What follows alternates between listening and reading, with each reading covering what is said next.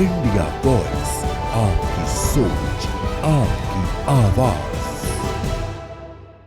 अब रुक कर लेते हैं खबरों की ओर। लखनऊ से जुड़ी बड़ी खबर आपको बता दें, यूपी दिवस को लेकर सीएम योगी आदित्यनाथ ने बैठक की है। 5KD सीएम आवास पर आज सुबह बैठक होगी। सीएम योगी तैयारी को लेकर बैठक करेंगे। कई विभागों के मंत्रियों को बैठक में बुलाया गया है। वहीं आपको बता दें, एक जिला एक व्यंजन आकर्षण का केंद्र बना रहेगा। ODOF की यूपी दिवस 2026 पर लॉन्चिंग की जाएगी। 7 जिलों में फूड प्रोसेसिंग पार्क का भी शिलान्यास किया जाएगा। तो आपको बता दें, उत्तर प्रदेश को लेकर मुख्यमंत्री योगी आदित्यनाथ ने एक अहम बैठक बुलाई है, जो कि 5KD स्थित सीएम आवास पर किया जाना है। आवास पर यह बैठक होगी। इस बैठक में यूपी दिवस 2026 की तैयारी पर चर्चा की जाएगी। इसके साथ ही आपको बता दें, कई विभागों के मंत्री जो है इस बैठक में शामिल होंगे, ताकि सभी पहलुओं की योजना बनाई जा सके। इस वर्ष का प्रमुख आकर्षण केंद्र एक जिला एक व्यंजन होगा, जो राज्य की सांस्कृतिक धरोहर को बढ़ावा देगा। इसके अलावा ODOF की यूपी दिवस 2026 पर लॉन्चिंग की जाएगी। 7 जिलों में पार्क का शिलान्यास भी किया जाएगा। बैठक में इन योजनाओं पर फोकस किया जाएगा। तो आपको बता दें, यूपी दिवस को लेकर सीएम योगी आदित्यनाथ जो है अपने आवास पर बैठक करेंगे, जिसमें सभी मंत्रियों और अधिकारियों को बुलाया गया है। किस तरह से तैयारी की जाए, इस पर चर्चा की जाएगी। इसके साथ ही एक व्यंजन हमारा धरोहर मुद्दे को लेकर भी बैठक की जाएगी। 5KD सीएम आवास पर यह बैठक होगी। काफी अहम माना जा रहा है ये बैठक, क्योंकि आने वाले यूपी दिवस 2026 में क्या क्या चीजें रखनी है, इस पर यह चर्चा की जाएगी। कई विभागों के मंत्रियों को इस बैठक में बुलाया गया है। तो यूपी दिवस को लेकर सीएम योगी आदित्यनाथ की आज अहम बैठक होने वाली है। इस बैठक में कई विभागों के मंत्रियों को बुलाया गया है। एक जिला एक व्यंजन इस बार का आकर्षण का केंद्र होगा। इसके साथ ही आपको बता दें, ODOF की यूपी दिवस 2026 पर लॉन्चिंग की जाएगी। कई जगहों पर इसका शिलान्यास भी किया जाएगा। तो आपको बता दें, 7 जिलों में फूड प्रोसेसिंग पार्क का शिलान्यास भी किया जाएगा। तो सीएम योगी आदित्यनाथ आज अपने आवास पर यूपी दिवस 2026 की तैयारियों को लेकर बैठक करेंगे, जिसमें सभी विभागों के मंत्रियों को बुलाया गया है। इसके साथ ही आपको बता दें, कई अहम मुद्दों पर भी इस दौरान चर्चा की जा सकती है। तो यूपी दिवस को लेकर सीएम योगी आदित्यनाथ जो है आज बैठक करने वाले। काफी अहम माना जा रहा है ये बैठक।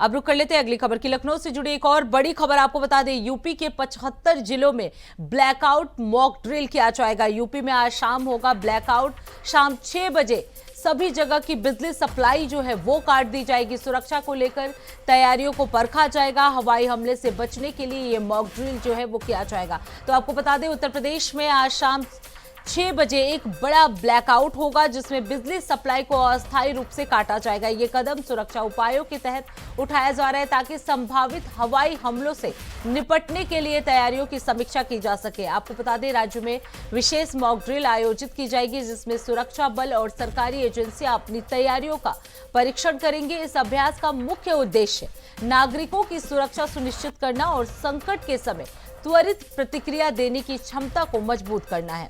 इसके साथ ही आपको बता दें, शहरों और प्रमुख संस्थानों में सुरक्षा स्तर की समीक्षा की जाएगी। तो आपको बता दें, आज यूपी के 75 जिलों में ब्लैकआउट मॉक ड्रिल किया जाएगा। शाम 6 बजे बिजली सप्लाई जो है वो काटी जाएगी। सुरक्षा को ध्यान में रखते हुए ये मॉक ड्रिल जो है किया जा रहा है। यूपी में आज शाम ब्लैकआउट किया जाएगा। इसके साथ ही हवाई हमलों में किस तरह से अपने को सुरक्षित रखा जाए, इन सभी मुद्दों को ध्यान में रखते हुए आज ब्लैकआउट जो है उत्तर प्रदेश के 75 जिलों में किया जाना है। इसके साथ ही ये सुनिश्चित करना कि नागरिकों की सुरक्षा कैसे की जाए और संकट के समय में त्वरित प्रक्रिया किस तरह से दी जाए, इन्हीं क्षमता को मजबूत करने के उद्देश्य से ये मॉक ड्रिल जो है आज किया जाना है। इसके तहत शहरों और प्रमुख संस्थानों में सुरक्षा स्तर की भी समीक्षा की जाएगी। तो आपको बता दें, आज यूपी के 75 जिलों में मॉक ड्रिल किया जाना है। यूपी में आज शाम होगा ब्लैकआउट। 6 बजे के आसपास ये ब्लैकआउट जो है वो किया जाएगा। बिजली सप्लाई जो है वो काटी जाएगी। इसका पूरा उद्देश्य जो है वो नागरिकों की सुरक्षा को लेकर है। प्रमुख संस्थानों में सुरक्षा स्तर की भी समीक्षा की जाएगी।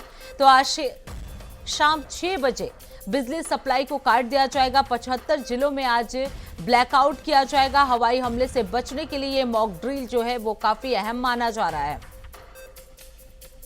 वही इस खबर पर विस्तार से जानकारी देने के लिए राशिद आरिफ हमारे साथ जुड़ चुके हैं।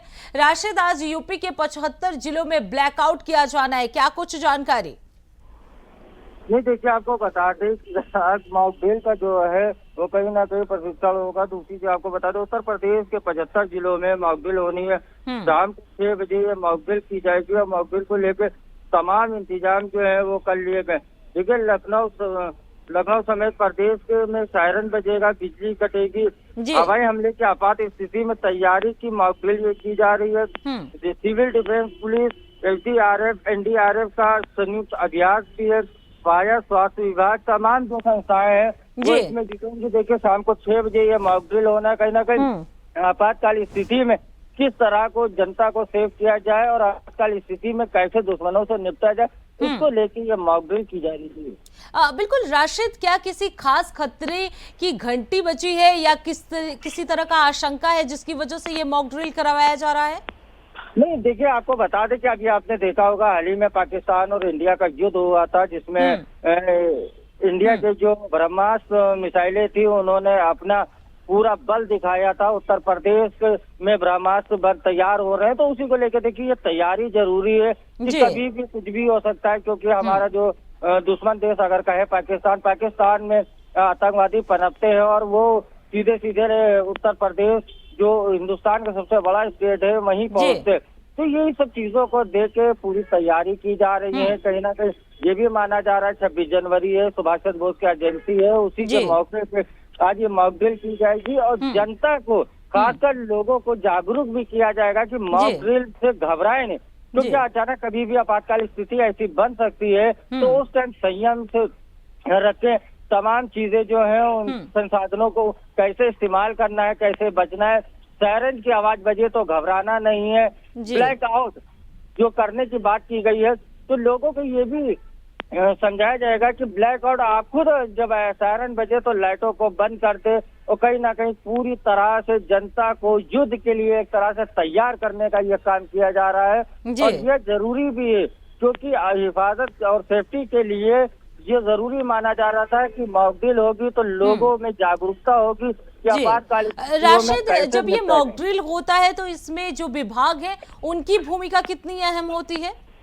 नहीं, देखिए, विभाग की भूमिका बहुत अहम होती है। देखिए, फायर विभाग जो है वो अलार्म बजाएगा, पुलिस विभाग जो है वो सायरन बजाती है। उसके बाद में कहीं ना कहीं SCO जो बनाए जाते हैं, सिविल डिफेंस की टीमें हैं, वो लोगों को जागरूक करती हैं।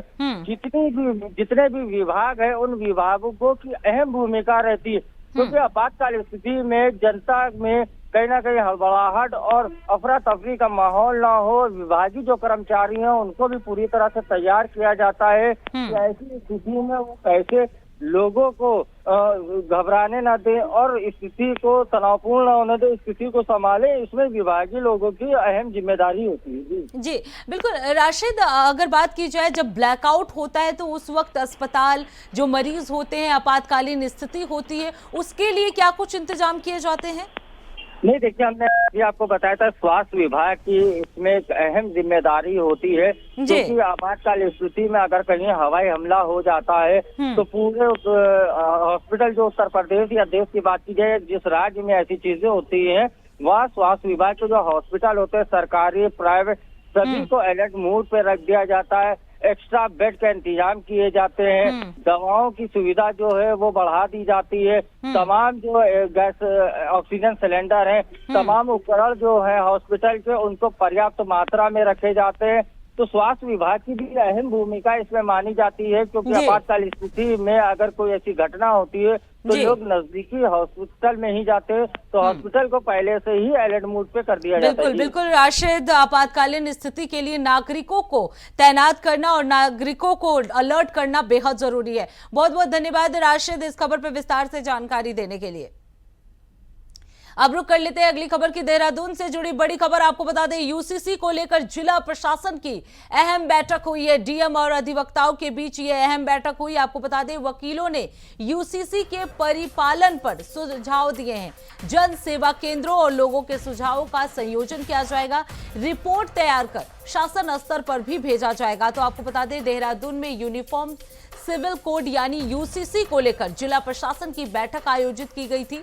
इस बैठक में जिला अधिकारी और अधिवक्ताओं के बीच विचार विमर्श हुआ है। इसके साथ ही आपको बता दें, वकीलों ने यूसीसी के परिपालन पर अपने सुझाव दिए। बैठक में यह निर्णय लिया गया कि जन सेवा केंद्रों और आम लोगों के सुझाव को एकत्रित किया जाए ताकि उनके दृष्टिकोण को भी इस प्रक्रिया में शामिल किया जा सके। आपको बता दें, सभी प्राप्त सुझावों को संकलित कर एक विस्तृत रिपोर्ट तैयार की जाएगी जिसे शासन स्तर पर भेजा जाएगा।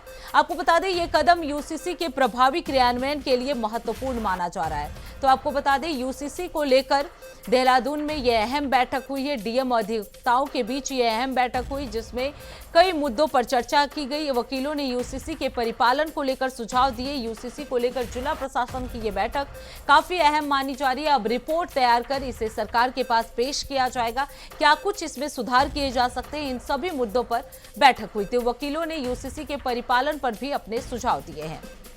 तो आपको बता दें, देहरादून में आज यूसीसी को लेकर अधिवक्ताओं और डीएम के साथ बातचीत हुई है, बैठक हुई है। काफी अहम माना जा रहा है ये बैठक। वकीलों ने यूसीसी के परिपालन को लेकर कई सुझाव दिए हैं। अब इन्हीं सुझाव के आधार पर रिपोर्ट तैयार किया जाएगा और रिपोर्ट को सरकार के सामने पेश किया जाएगा। इसमें क्या कुछ सुधार किए जाने चाहिए, इस पर भी बातचीत की जाएगी।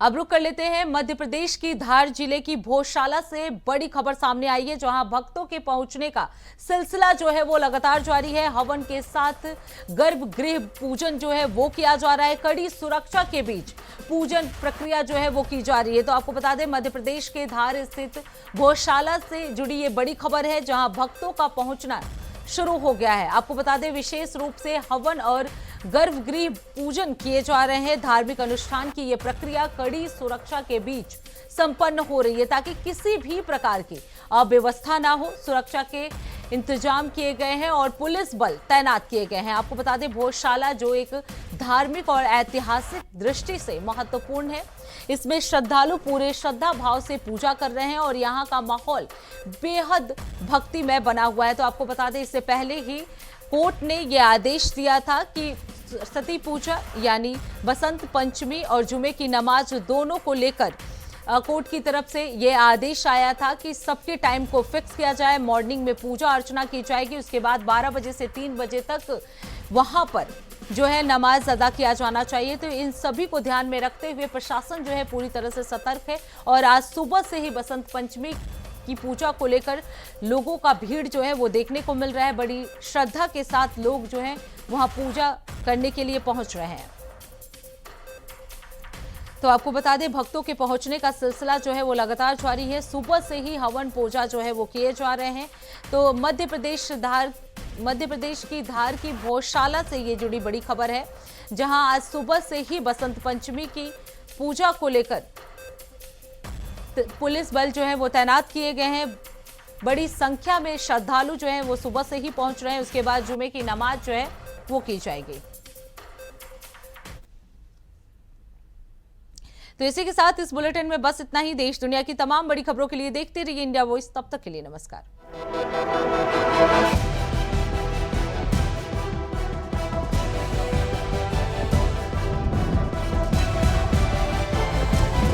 इंडिया वॉइस, आपकी सोच, आपकी आवाज।